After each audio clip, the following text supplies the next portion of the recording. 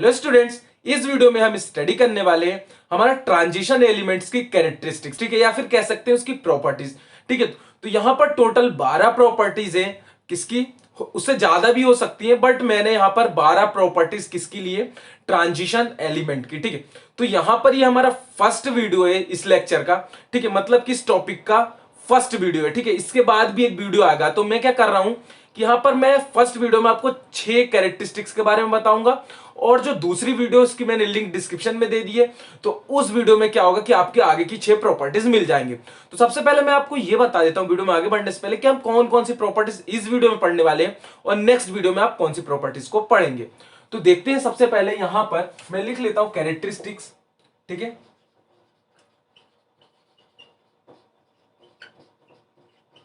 Characteristics of transition element. ठीक है, तो हम कैरेक्टरिस्टिक्स देखने वाले हैं ट्रांजिशन एलिमेंट की। ठीक है, तो सबसे पहले हम यहां पे क्या पढ़ेंगे? Electronic configuration. ठीक है, उसके बाद हम यहां पर सेकंड क्या देखेंगे? Metallic character. इसके बाद हम थर्ड यहां पर क्या देखेंगे? Atomic and ionic radii. ठीक है, उसके बाद हम फोर्थ नंबर पे क्या पढ़ेंगे? Melting and boiling point. ठीक है, उसके बाद हम यहां पे फिफ्थ नंबर पे क्या देखेंगे? Oxidation state.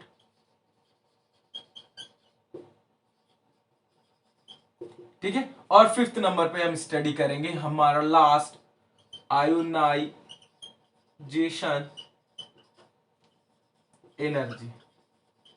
अब मैं यहाँ पे एक चीज आपको बताना चाह रहा हूं कि मैं यहाँ पे 2 वीडियोस क्यों बना रहा हूं। मैं चाहता तो एक वीडियो में 12 के 12 कवर कर देता, बट क्या हो रहा है कि ये थोड़े से ऐसा नहीं है कि सिर्फ इनके बारे में थोड़ा सा ही हमें समझना है। ये थोड़ा डीप डीप में दिया हुआ है आपको, और यहाँ पर आपके एग्जाम में भी आता है, पूछता है, एक पर्टिकुलर टॉपिक के ऊपर एक क्वेश्चन पूछता है। तो इसलिए थोड़ा सा पढ़ाना वो गलत होगा। इसलिए मैं क्या कर रहा हूं कि यहां पर 6 इस बना रहा हूं, 6 इसमें और 6 अगली वीडियो में। इसलिए बना रहा हूं क्योंकि थोड़े बड़े बड़े टॉपिक्स है, तो उसमें बहुत ज्यादा बड़ा वीडियो जाएगा। तो यहां पर इसलिए मैंने 2 पार्ट्स में उसको डिवाइड कर दिया। अब मैं बता देता हूं आपको इसी वीडियो में कि नेक्स्ट वीडियो में हम क्या पढ़ेंगे। तो जो नेक्स्ट वीडियो है, मतलब लेक्चर 2 की, जिसके मैंने वीडियो की लिंक डिस्क्रिप्शन में दी है, उसमें हम देखेंगे सबसे पहले नंबर पर फॉर्मेशन ऑफ कलर आयन। ठीक है, सेकंड पढ़ेंगे मैग्नेटिक प्रॉपर्टी। ठीक है, थर्ड नंबर पे हम पढ़ेंगे फॉर्मेशन ऑफ इंटरस्टिशियल कंपाउंड। ठीक है, उसके बाद हम पढ़ेंगे फोर्थ नंबर पर फॉर्मेशन ऑफ कॉम्प्लेक्स कंपाउंड।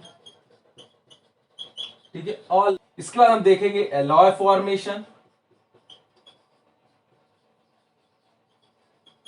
ठीक है, और लास्ट में हम क्या देखेंगे? Catalytic nature. ठीक है, तो ये हम चीजें 2 वीडियोस में स्टडी करने वाले। अब सबसे पहले मैं इसको रफ करता हूं और आते हैं हमारे फर्स्ट नंबर के इलेक्ट्रॉनिक कॉन्फ़िगरेशन के ऊपर। ठीक है, पढ़ाते समय आप ये मत सोचिएगा कि ये लाइन से ही पढ़ेंगे। हो सकता है कि मैं आगे पीछे किसी को पढ़ा दूं तो उसमें आप ये मत समझना कि गलत है। ठीक है, तो आगे पीछे हो सकता है। अब हम देखते हैं सबसे पहले इसको रफ करने के बाद इलेक्ट्रॉनिक कॉन्फ़िगरेशन को। ठीक है, तो मैं इसको रफ कर देता हूं और हमारे चलते हैं इलेक्ट्रॉनिक कॉन्फ़िगरेशन की ओर। और वीडियो में हो सके तो एंड तक बने रहना, ताकि जो मैं आप लोगों के लिए कुछ नई चीजें लाया हूं बताने के लिए वो आपको समझ में आए। और एंड में अगर आपको चीजें समझ में आए तो चैनल को सब्सक्राइब कर लेना यार, ताकि स्टूडेंट्स आप लोगों के लिए इससे और अच्छी अच्छी वीडियोस आएंगी जैसे जैसे आपके एग्जाम नियर आएंगे। उसमें कुछ इंपॉर्टेंट क्वेश्चंस भी होंगे, बहुत सारी चीजें मैंने आप लोगों के लिए शेड्यूल करके रखी है। तो सब्सक्राइब करके बेल आइकन को जरूर प्रेस कीजिए, ताकि उन वीडियोस की नोटिफिकेशन आपको मिले जो कि आपके एग्जाम के लिए बहुत हेल्पफुल है। तो अब हम बढ़ते हैं हमारे इलेक्ट्रॉनिक कॉन्फ़िगरेशन की ऊपर। ठीक है, तो सबसे पहले देखते हैं इलेक्ट्रॉनिक कॉन्फ़िगरेशन। ठीक है, तो इलेक्ट्रॉनिक कॉन्फ़िगरेशन में आपको समझने वाली चीज ये है, ज्यादा ये टफ नहीं है कुछ भी। ठीक है, सबसे पहले आपको यहां पर ये समझना होगा, एग्जाम में आपके लिए ये आएगा कि ट्रांजिशन एलिमेंट के लिए क्या कीजिए, इलेक्ट्रॉनिक कॉन्फ़िगरेशन लिखिए किसी भी एक सीरीज के लिए। पूरे नहीं आएगा, जैसा नहीं कि पूरे ट्रांजिशन एलिमेंट तीनों सीरीज के लिए आएगा। ठीक है, किसके लिए आएगा, सिर्फ एक ही सीरीज आपके ऊपर है, वो कौन से लिखना चाहते हैं आप, 3D 4D 5D, वो आपके ऊपर है। ठीक है, तो यहां पर सबसे पहले मैं आप बताता हूं आपको किस तरीके से इसको करते हैं। तो सबसे पहले तो आपको एक कोई सी भी सीरीज आप याद कर लीजिए। ठीक है, चाहे वो ट्रांजिशन की हो, चाहे वो इनर ट्रांजिशन यानी कि एफ ब्लॉक की हो, या चाहे ये ट्रांजिशन को तो आपको पता है डी ब्लॉक बोलते हैं, लेकिन जो इनर ट्रांजिशन होता है एफ ब्लॉक बोलते हैं, उसकी भी है, आप एक सीरीज को याद कर लीजिए। तो इसकी एक सीरीज को याद करने का मैं आपको सिंपल सा ट्रिक बताता हूं, देखिए।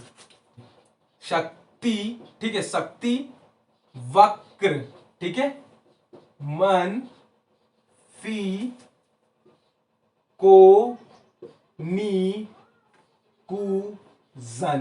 देखिए आप कितने इजी वे में आप लर्न कर सकते हैं, शक्ति वक्र मन फ्री कोनी कुजन। ठीक है, इस तरीके से आप इसको लर्न कर सकते हैं। अब आपको एक चीज पता है कि मैं यहाँ पे नाम में नहीं जाऊंगा, नाम को तो आपको सबको ही पता है कि scandium, titanium, vanadium, chromium, manganese, iron, cobalt, nickel, copper, zinc, तो ये तो आपको सबको पता है। अब मैं आते हैं जो टॉपिक है उसके ऊपर। ठीक है, आप ये सोच रहे हो कि बहुत ज्यादा मैंने टाइम वेस्ट कर दिया है, 5-6 मिनट तो ऐसे ही निकाल दी। अब क्योंकि मैंने इसलिए बताया क्योंकि एक शेड्यूल तरीके से बताया, तो उसमें ज्यादा मजा आता है स्टूडेंट्स को पढ़ने के लिए। जल्दबाजी में क्या होता है कि आप बस ऊपर ऊपर से पढ़ लेते हैं, तो उसमें थोड़ा मजा नहीं आता। आप अगर कोई भी वीडियो यूट्यूब में देख रहे हो तो उसको थोड़ा सा क्या कीजिए कि डीप वाली देखिए, ताकि उससे कुछ नॉलेज मिले। ऊपर ऊपर के वीडियोस में इतना मजा नहीं आता है। ठीक है, तो अब हम बढ़ते हैं। तो स्कैंडियम का आपको पता है कि इलेक्ट्रॉनिक कॉन्फ़िगरेशन कितना होता है, या फिर सॉरी एटॉमिक नंबर 21। अब आपको पता है 22, 23, 24, 25, 26, 27, 28, 29 एंड दिस इज 30। अब इसके बाद हम यहां पर क्या करेंगे कि इसका इलेक्ट्रॉनिक कॉन्फ़िगरेशन को किस तरीके से लिखेंगे। ठीक है, तो इसका इलेक्ट्रॉनिक कॉन्फ़िगरेशन हम इस तरीके से लिख सकते हैं। बेसिकली यहां पर हमें कुछ नहीं करना है, ज्यादा कुछ नहीं करना है, बस हमें यहां पे देखना है कि जैसा मैंने आपको पी ब्लॉक एलिमेंट की वीडियो पे बताया था कि आप डायरेक्टली आर्गन लिख सकते हैं। ठीक है, आर्गन क्यों लिखे, क्योंकि इसका एटॉमिक नंबर 18 होता है, तो डायरेक्टली आप आर्गन लिख सकते हैं किसके, ब्रैकेट के अंदर। और अगर आप चाहे ऐसा नहीं लिखना चाह रहे तो आप पूरा लिख दीजिए, उसमें भी कोई नहीं, 1s2, 2s2, 2p6, 3s2, 3p6, ठीक है, 3d1 और 4s2। इसलिए चाहे तो आप डायरेक्ट लिख सकते हैं इतना सारा, और नहीं आपको कंफर्टेबल लग रहा तो डायरेक्टली आप क्या कीजिए कि इस तरीके से कीजिए AR, और ऐसा कीजिए 3d1 और 4s2 लिखिए। तो स्कैंडियम का क्या होगा कि ये हमारा बन जाएगा इलेक्ट्रॉनिक कॉन्फ़िगरेशन। तो इसी तरीके से हम सबके इलेक्ट्रॉनिक कॉन्फ़िगरेशन को लिखते हैं। ठीक है, और यहां पर आप इसको लिखने से पहले जो हमारा क्रोमियम है और यहाँ पे कॉपर है, ये दो एक्सेप्शनल केस है। इसमें थोड़ा सा क्या होता है कि जब हम इसको फिल करते हैं, इसके इलेक्ट्रॉन को फिल करते हैं एनर्जी लेवल डायग्राम में, तो वहां पे क्या होता है कि इन दोनों के केस में थोड़ा सा एक्सेप्शन होता है, तो वो मैं आपको अभी बताऊंगा। तो सबसे पहले हम देखते हैं इसको कैसे फिल कर सकते हैं। ठीक है, तो स्कैंडियम का क्या होगा, AR, ठीक है, 3d1 और 4s2। इसका क्या होगा, AR, ठीक है, 3d2 और यहां पे नीचे लिख देता हूं 4s2। वेनेडियम का क्या होगा, AR और यहां पे नीचे लिख देता हूं 3d3 और 4s2।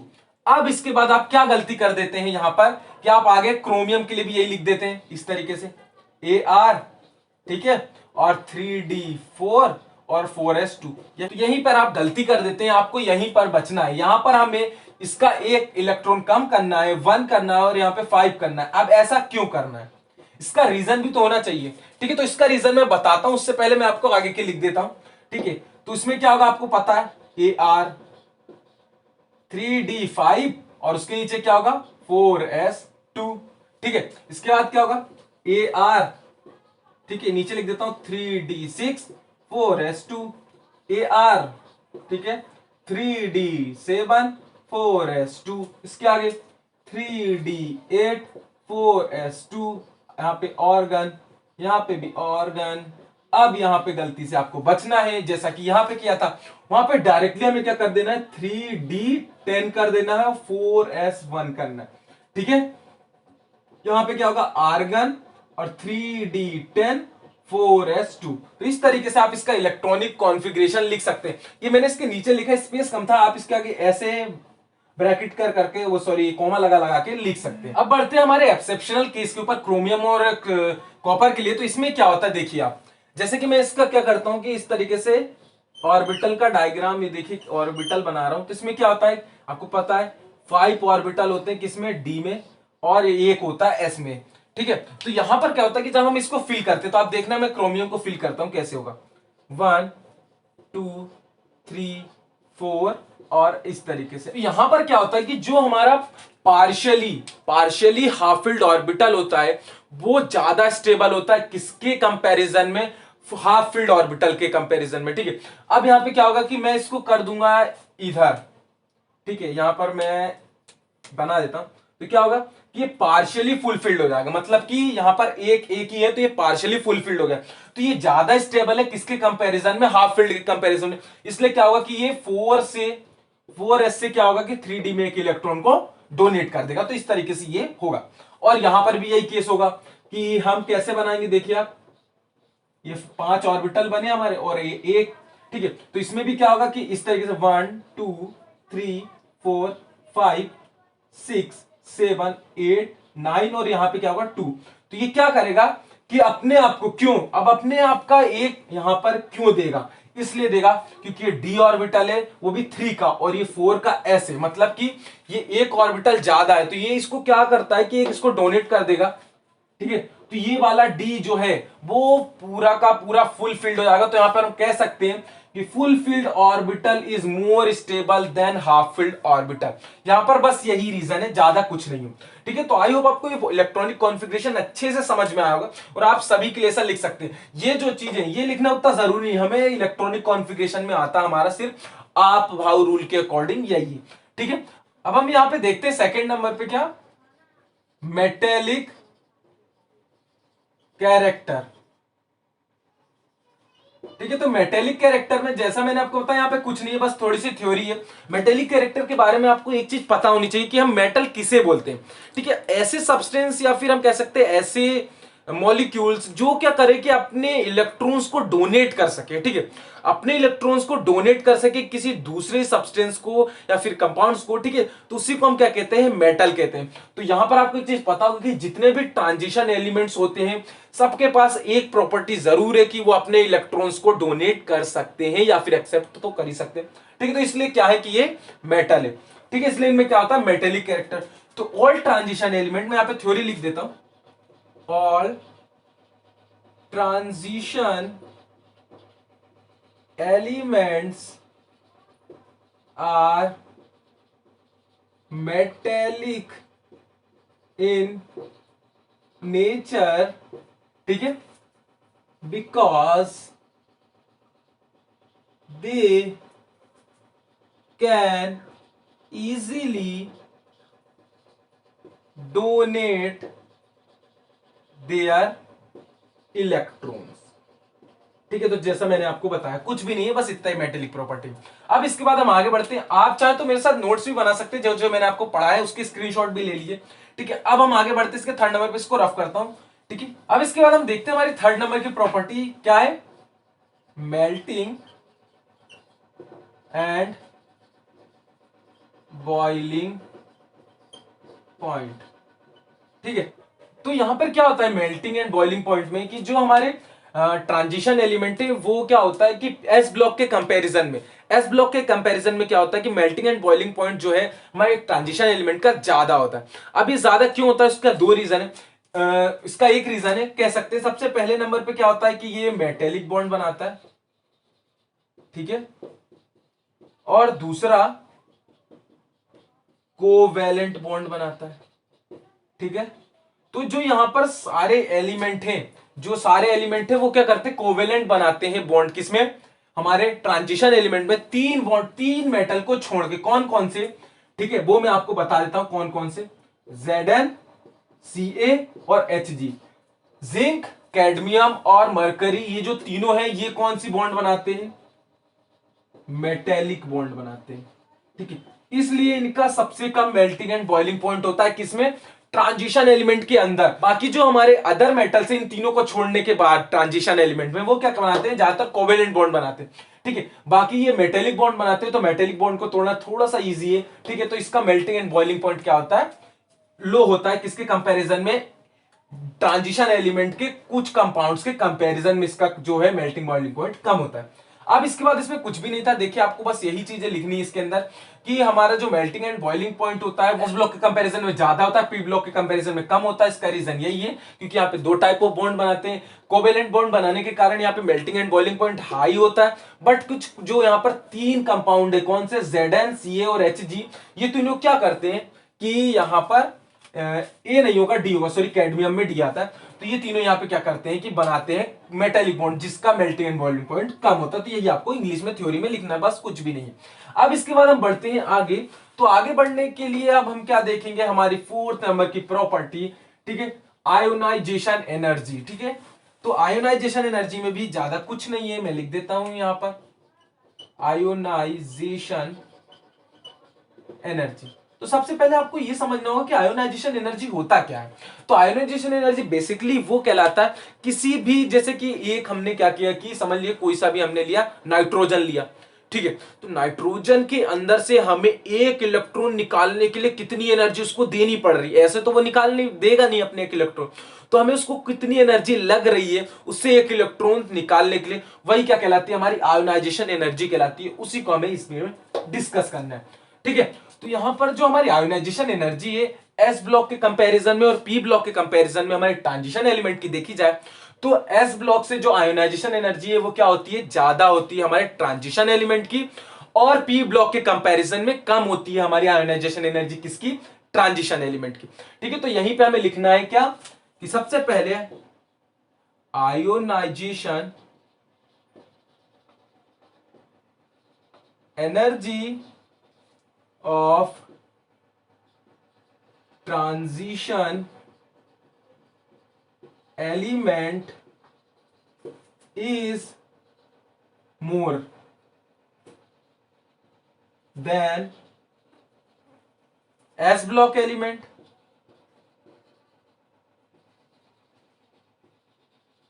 and less than P block element। ठीक है, अब इसके बाद एक पॉइंट और लिखना चाहूंगा, ये इंपॉर्टेंट पॉइंट है, ये आपके ऑब्जेक्टिव के पॉइंट ऑफ व्यू से देखें। जैसा कि मैंने इसके पहले बताया था किसमें, Zn, Cd और Hg, ये तीनों कंपाउंड क्या है, यहां पर क्या करते हैं, इनकी सबसे ज्यादा होती है। Zn, कैडमियम और mercury is the highest ionization energy due to their, अब क्यों होती, मैंने ये आपको बताया, due to their completely filled orbital.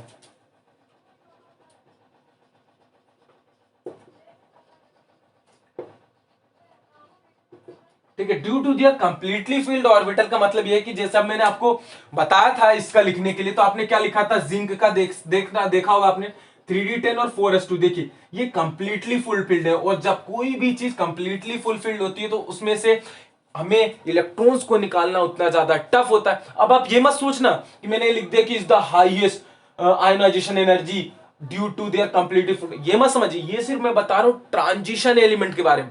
वैसे तो हीलियम की माना जाता है कि सबसे ज्यादा आयोनाइजेशन एनर्जी होती, आप ये मत सोचना कि मैं बता रहा हूं तो आप इसको समझ ले कि इसकी होती है। ठीक है, मैं सिर्फ ट्रांजिशन एलिमेंट के बात कर रहा हूं।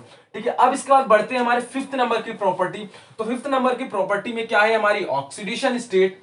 ठीक है, तो हम ऑक्सीडेशन स्टेट के बारे में देखते हैं, और इसके बाद एंड में हम देखेंगे एटॉमिक एंड आयोनिक रेडिया के बारे में। तो ऑक्सीडेशन स्टेट में कुछ भी नहीं है, देखिए ऑक्सीडेशन स्टेट, तो सबसे पहले आपको यह समझना होगा कि ऑक्सीडेशन स्टेट का मतलब क्या होता है।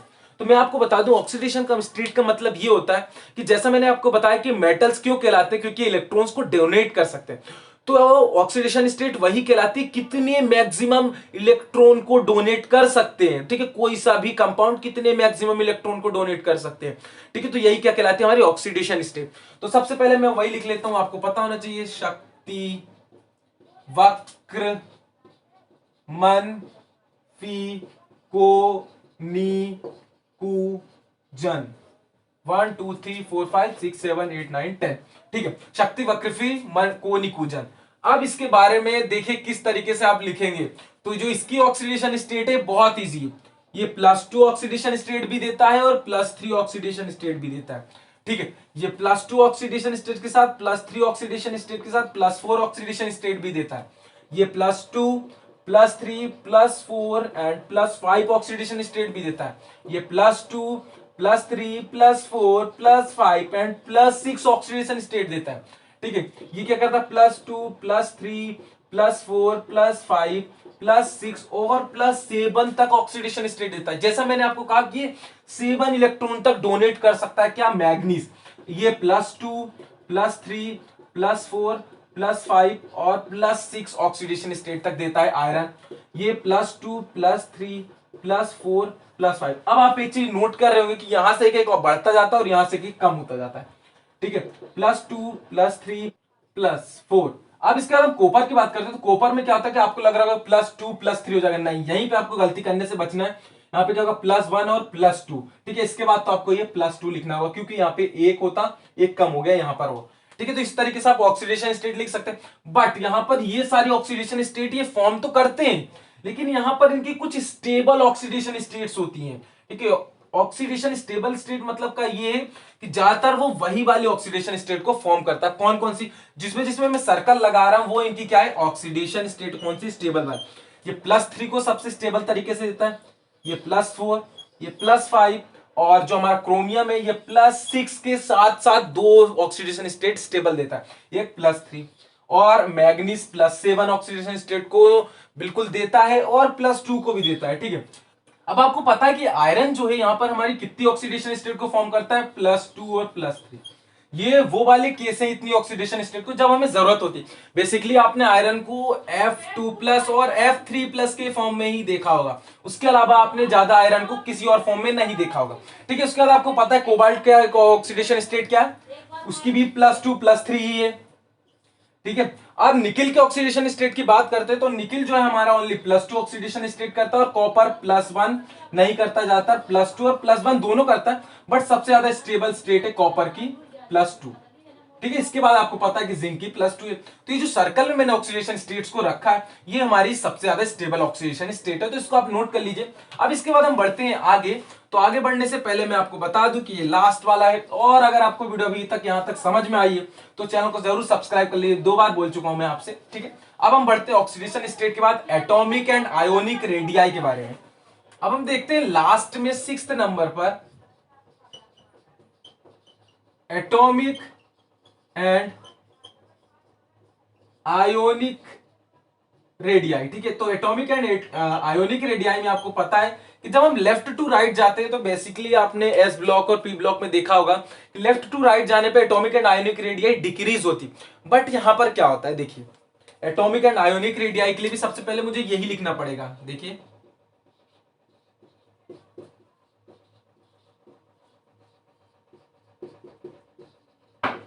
ठीक है, तो मैंने ये लिखा। अब यहां पर ये लिखने के बाद क्या होगा कि यहां तक देखिए आप, यहां तक। ठीक है, मैग्नीज तक क्या होता है कि जो इसका साइज है वो क्या होता है, डिक्रीज होता है। इसका रीजन मैं अभी बताऊंगा, और यहां से इंक्रीज होता है। ठीक है, अब यहां से यहां तक डिक्रीज क्यों होता है और यहां इंक्रीज क्यों होता है, देखिए इसका रीजन है। जैसे कि यहां पर देखिए आप, न्यूक्लियस है आपका, ठीक है, और ये ऑर्बिटल है, सपोज कीजिए कौन सा ऑर्बिटल है, जो हमारा डी ऑर्बिटल है। ठीक है, वो है। तो इसमें क्या होता है कि जब यहां पर आते हैं, आप देखिए स्कैंडियम की केस में क्या होता है कि यहां पर हमारे कितने इलेक्ट्रॉन होते हैं, डी ऑर्बिटल में एक होता है, 3d1 देखा आपने। तो जब एक इलेक्ट्रॉन होता है, ठीक है, तो इतना साइज है। उसके बाद क्या होता है कि जब 2 इलेक्ट्रॉन्स आ जाते हैं, किसके केस में, टाइटेनियम केस में, तो 2 इलेक्ट्रॉन होने के कारण क्या होता है कि ये दोनों का इंटरेक्शन न्यूक्लियस के से बढ़ता है, थोड़ा सा साइज छोटा होता है। ठीक है, समझना मैं आपको क्या बताना चाह रहा हूं। अब इसके बाद हम जब आगे बढ़ते हैं वेनेडियम के केस में, तो देखिए थोड़ा सा साइज और छोटा होता है और 3 आते हैं। तो ये क्या करते हैं कि और इसको टाइटली बाइंड करते हैं। अब एक और बनाता हूं किसका, क्रोमियम का। देखिए उसका थोड़ा सा और छोटा होता है, इसमें कितने आ जाते हैं इलेक्ट्रॉन डी ऑर्बिटल में 4, थोड़ा सा साइज और छोटा हो जाता है। ऐसे ही होता है Mn के केस में, मैंगनीज के केस में और छोटा होता है, यहाँ पे 5 इलेक्ट्रॉन आ जाते हैं। बट मैं यही समझाना चाह रहा हूं आपको, यहाँ पे 5 हुए। अब कैसे? जैसे कि आप एक को लीजिए पेन को, उसको तोड़िए तो टूटना आसान है, बट अगर यहीं पे अगर आप 5 पेन को तोड़ रहे हैं, ठीक है, 5 पेन को तोड़ रहे हैं, तो क्या होगा, ये नहीं टूटेगा इतनी आसानी से। और यही कहना चाह रहा हूं कि जैसे जैसे इलेक्ट्रॉन बढ़ना चाह रहे हैं, ज्यादा होते जा रहे हैं, वो साइज छोटा होता जा रहा है। बट अब यहां से आप ये पूछेंगे, कमेंट में जरूर बताएंगे सर इधर क्यों बढ़ रहा है, तो इधर इसलिए बढ़ रहा है, इसका रीजन ये है कि अगर सपोज कीजिए कि मैंने इतना बड़ा कंटेनर लिया और इसके अंदर 1 ही लीटर पानी आना है, ठीक है, मैं क्या बताना चाह रहा हूं आप ये देखिए, इतना बड़ा कंटेनर लिया, उसके अंदर 1 ही लीटर पानी आना है। अगर आप उसके अंदर 2 लीटर पानी भर देंगे तो क्या होगा, कंटेनर फट जाएगा ना, ठीक है। अगर जबरदस्ती 2 भरेंगे तो कंटेनर फटेगा, तो क्या होगा, फटेगा, यानी कि एक्सपांड होगा। यही मैं आपको बताना चाह रहा हूं कि देखिए क्या होगा यहां पर, जब यहां पे केस में आएगा तो यहां पर कितने हो जाएंगे, 6, ठीक है, यहां पर 6 हो जाएंगे। तो ये तो इसको अट्रैक्ट करेगा, मैं बताना क्या चाह रहा हूं वो समझना, ये आपको इसको अट्रैक्ट करेगा। बट जो इन दोनों इलेक्ट्रॉन्स, ये दोनों इलेक्ट्रॉन आप देख रहे हैं, इन दोनों के बीच में रिपल्शन होगा, ठीक है। तो जब ये दोनों एक दूसरे को रिपल करेंगे तो साइज क्या होता जाएगा, इंक्रीज होता जाएगा। जैसे जैसे इलेक्ट्रॉन बढ़ता जाएगा तो साइज उसका इंक्रीज होता जाएगा। इस तरीके से हमारी एटॉमिक एंड आयोनिक रेडियाई होती है। आई होप आपको ये वीडियो बहुत ही ज्यादा अच्छे समझ में आएगी, बहुत ही ज्यादा ये वीडियो मैंने आप लोगों के लिए बहुत मेहनत से और अच्छे से बनाई है। तो इसका नेक्स्ट पार्ट जरूर देखना, वो वीडियो में और अच्छे से मैंने जो आगे के टॉपिक्स उन्हें समझाया है। तो इस वीडियो को यही खत्म करते हैं, मिलते हैं एक और ऐसी नेक्स्ट वीडियो के साथ। Make easy learn easy.